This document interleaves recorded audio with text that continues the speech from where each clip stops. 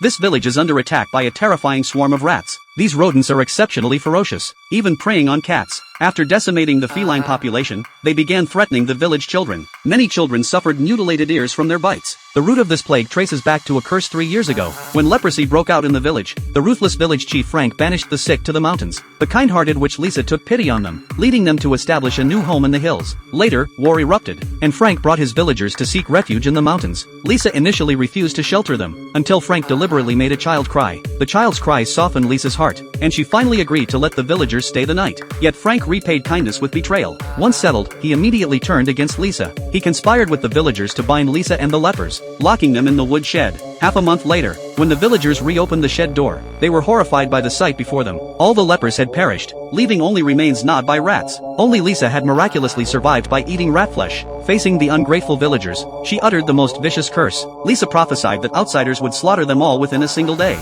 Enraged, Frank ordered Lisa locked in the woodshed to be burned alive. Yet from that day onward, the curse hung like a shadow over the entire village. The villagers grew terrified of outsiders, but calamities still struck relentlessly. First, a severe rat infestation erupted in the village. Frank and his son tried every method to no avail. The rats grew increasingly rampant, devouring cats, and even attacking humans. Until one day, a wandering musician named Jack passed through with his son Tom, who suffered from tuberculosis. Exhausted, Tom could walk no further, so Jack asked Frank for shelter. Fearful of outsiders, the villagers immediately refused. But when they learned Jack was skilled at controlling rat infestations, their attitude shifted instantly. Ignoring warnings of curses, they warmly invited Jack to stay. Frank even promised a cow as reward if Jack could rid them of the rats.